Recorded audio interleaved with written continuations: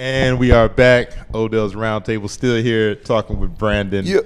And, man, enjoying the conversation. It's funny, though, man. I want to say something because, like, you know, I feel like we're both some pretty cultured, well-traveled cats. I mean, you're a little bit more well-traveled than me, but that's an inspiration. You know what I'm saying? And I say that to say because how do you balance it? Because how do you be, like, sometimes the hip-hop guy but not the hip-hop guy? So what I mean by that is that, like, here's the thing, right? Like you said, you're the lifestyle king. You cover a myriad of different things. I mean, I remember I had texted you one time because one of my friends, I put him onto a story you wrote on Ask Men about something, you know, saying totally. One of my friends, the partners that come to the Cali picnic. Right. Yeah. And he was like, what? He wrote this? He was like, oh, man. He was like, I got to start finding. So I say all that to say, but at the same time, I know myself, right? Like right now, like I hardly listen to hip hop as much. I mean, I listen to it, but I listen to just as much soulful house and just as much R&B. But at the same time, if somebody want to talk about PE taking Nation of Millions, I can sit there and have a 2-hour dissertation about it. So how do you balance that? You know, because we are like most other cats don't get thrown to that thing. Like, you know, if you're a journalist, maybe of another color, so they don't necessarily get boxed in. Bro, I'm just me, man. Like I don't know how to like code switch like that. I'm just me. It's funny though, but like, cause there was, and this isn't a super long time ago, I would go to stuff and be the only black dude there. Like, for a minute, especially with tech stuff, it was like me and 3 other black dudes covering a lot of these things. And it would be, I would go to I remember when I could walk around and count how many black people I saw at E3 on like, that's the one in Vegas, 2 right? hands. E3 is the big video game show in is it Vegas or is it LA? Oh, LA, at the LA Convention Center. Okay. It's been said the first one was actually in Atlanta. Oh wow. Yeah. My man Scott Steinberg helped. You know that. Okay. Yeah, put me on to that fact a long time ago. Yeah. But yeah, so it's I'm used to it, but now it's so much more diversified than it used to be. And we ain't talking about the 70s or the 90s, but we talking about the 2000s. You know what I mean? Yeah. It was like that.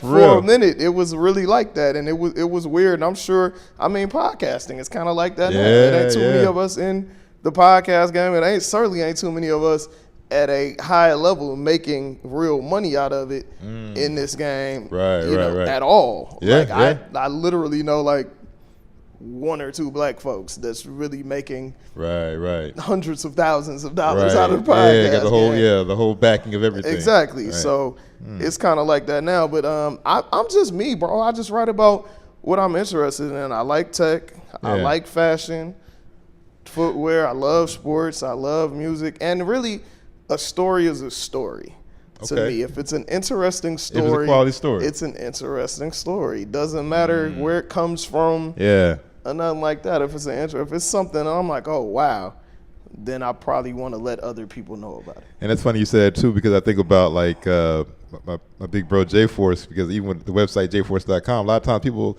say to me like, dude, I saw this crazy story, and I'm like, listen, man, if Jay thinks it's interesting, he's posting it. It ain't gotta have to be about nothing particular. Like I'll sit there sometime with the site. I'll be like, what's this paper airplane over Saudi Arabia? What the heck is this? I'm like, what is this? But like Jay's like, I found it. It's a great story. Like you said, a great story is a story. So, man, on the roundtable, we talk about relationships and building great relationships and all that kind of things, especially life and business. Can you talk about like some of the great? You work with some great people in this game and some of your mentors. I mean, you mentioned Elliott Wilson giving you that moniker. I mean, you worked alongside some folks, and you mentioned some names already, but like some people who've inspired you and you continue to work with. You know, it's crazy, man. I never really, I don't know if I've had a journalism mentor. I've just had people that helped me out. Okay. And people that I went to, like Scoop Jackson. Like I've met Scoop once in my entire life, but Scoop told me who I could trust inside a building that I was in because he had moved in that building. Wow. And whenever I hit him, he would give me good advice. And the cats in the building he told me I could trust, that helped me as well. Wow, okay. That's good stuff. You know what I mean? Like, and some of these guys are my peers, but I could still go to them. Like, Scoop is OG. Yeah. But, like, like Daytwan. Daytwan, you know what I okay. mean? Like, it's my peer, but also I feel like Daytwan's a little bit more seasoned than I am. Yeah, So okay. I speak to him on a level that I wouldn't speak to somebody who I feel like is, the same seasoning as me. But it's hella weird because there are people who came in kind of after me. Like, we recently had Rob Markman from Genius on the podcast. Gotcha, yeah. And like the first 5 minutes of the interview was him telling me how much I had helped him out and helped him navigate and how much he looked up to me. And I was just like, wow, because like that's just my man. You know what I mean? Like, You just that's my guy. Yeah. We was dealing with a lot of the same bullshit. You know what I mean?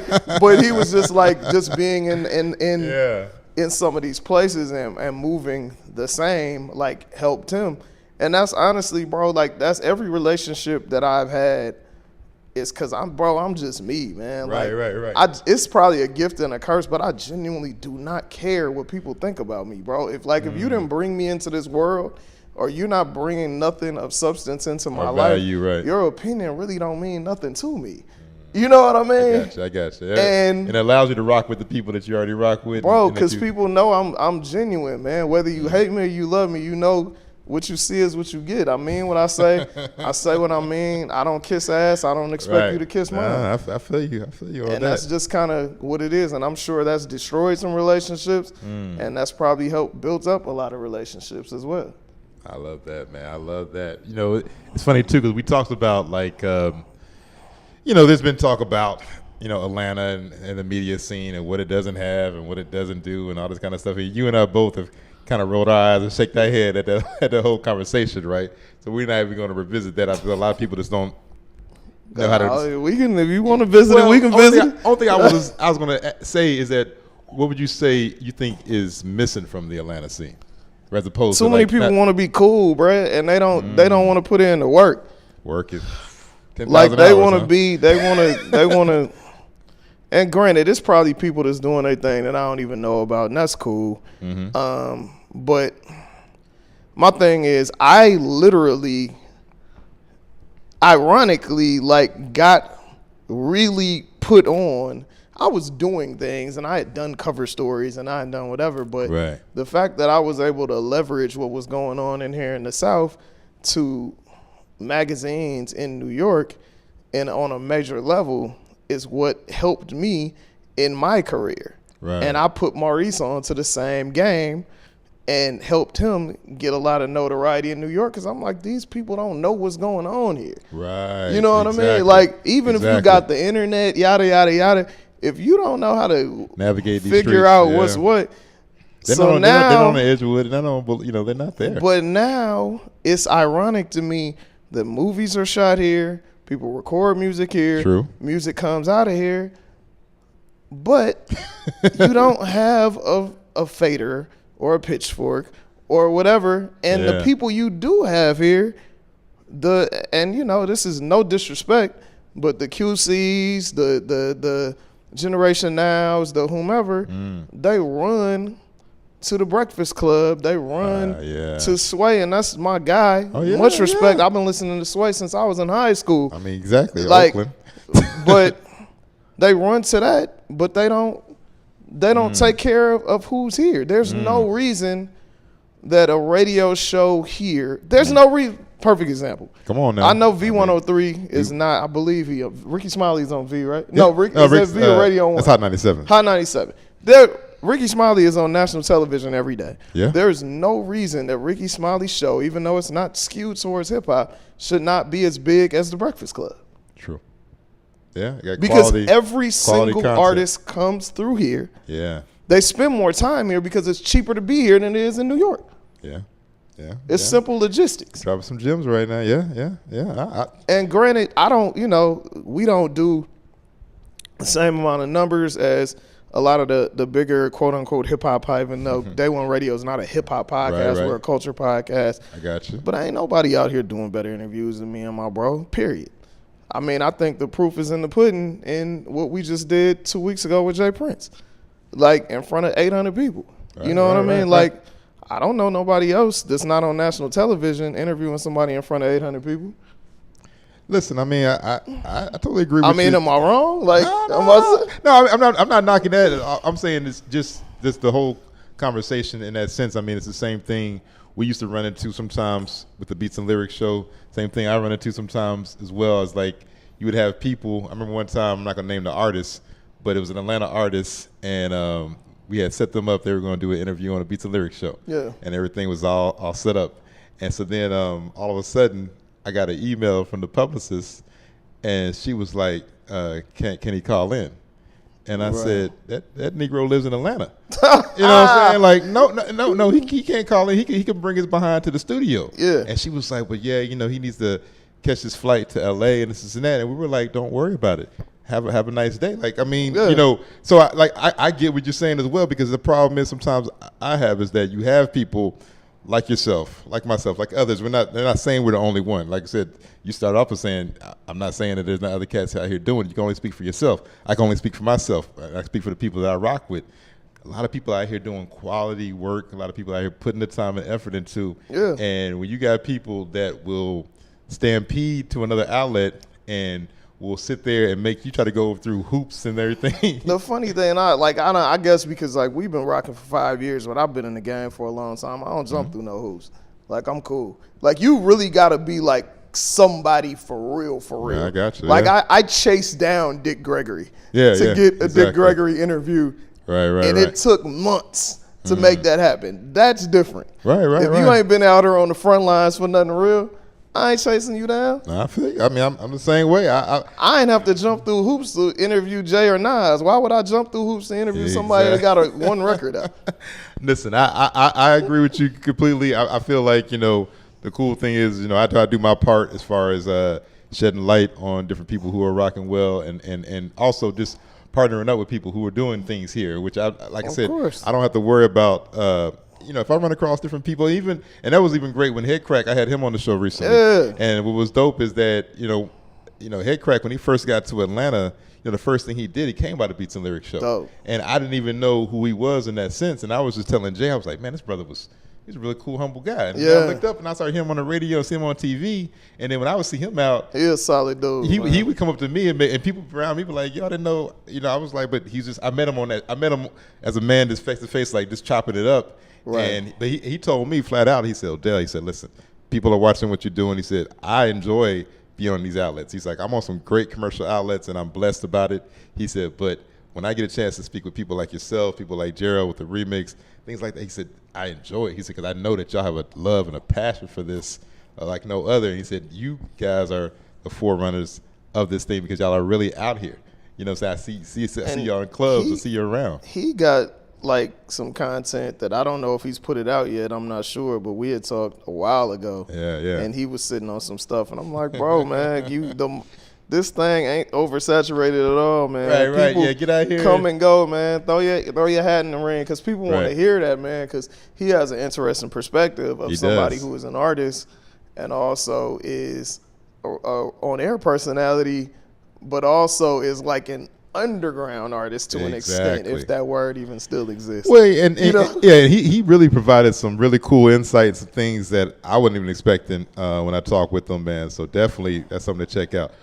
Also, I want to talk about you know, what you do as far as giving back to the CAU and to the MassCom and helping and whatnot. Like, what is, because you've been faithful about that. What was it about that that's made you? I mean, people looked out for me, bro. Like, my first jobs in the industry, like, for the most part, when I say the industry, I mean television industry, because someone at Clark, I believe it was either Mr. Mitchell or Brian Jenkins, was like going over there to that building, yada, yada, yada, and they hired me. You know what I mean? Wow, see, exactly. So great relationship. I tried to do the same, man. So I'm on the board for the Mass Media Arts Society, which is an alumni association that's affiliated with Clark Atlanta University.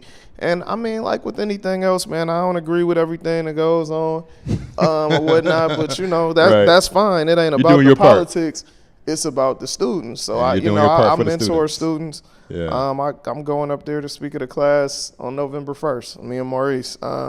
Shout out to Professor Daniels up there, and it's important, man. Like you gotta groom the next people, because I feel like a lot of the young people that I come across are very complacent and they kind of feel like somebody owns something. Right. And they don't really grind like we grinded. But I feel like when things come easier, it either makes you take advantage of it or it makes you lazy. True. And I feel like it's made a lot of these kids, and to be honest, grown folks, lazy. Because, dude, there wasn't no editing on your phone when I was coming up. Nah, you know what I mean? We had to go get a camera and sit down in the edit bay. And, dude, I did everything at Clark. I was one of the editors of the newspaper. Right. Had a full-time, or not a full-time, part-time job, had work study. Did the football wrap-up show, was a sports anchor for the news. Like, I'll grind it. Man, I was just telling my nephew, and then also some people that I work with, younger people, like you said, like, y'all are sitting here with iPhones in your pocket. I've been there when we didn't have that. I mean, I remember being at the art department at A&M, and Alabama A&M, and then also at Auburn University. I mean, like I said, a lot of this technology, I didn't have this stuff. I had to get down and dirty. I had to go out here and do some things. So I commend you on that for taking advantage of that. I mean, because that's the thing about it too. Like, say, giving back and working directly with the students. Because, and that's a great point you made, you might not agree with everything with the university, but you put the students first. Of course not. No, that's what matters, man. That's 1,000% what matters, man, because the politics going to be the politics. It's people going to be gone. Deans leave. Presidents leave. Exactly. Teachers get fired. Teachers tenures in. New teachers come. Yeah. It is. I don't care nothing about that, bro. Like, you want to see those students win. I want, if you have this on your Clark Atlanta University on your resume, I want you to be fully prepared to get out there in the real world and do what you do. Man, I love that. I need to teach these, not teach them, but enlighten these students that, bro, you got to learn how to write, man. Everybody want to be on TV and want to produce and want to do that. Boy. All of these things you have to know how to write. And a lot of them don't understand that. Man, I love that. So shout out to you for that, man. Before we get to my last part of it, I want to make sure I give you the chance to tell people how they can reach you, your social media, any projects, everything you got working on. Just give the people all your information so they could definitely stay tuned to what Branden has. You can reach me at Day One Radio, DAY, the number one, not ONE, but the number one, Day One Radio, and also on Hip Hop Trivia ATL on all social media. Hip Hop Trivia ATL and Day One Radio, those are the two properties I'm pushing heavy right now, and that's where you can reach us, man. Shout out to Crystal. Shout out to Duce the Great. Right. Shout out to my brother Maurice Garland. Give your personal. No, I'm cool. Yeah, they don't need that. All right, okay. They don't need to know that. Okay. All right.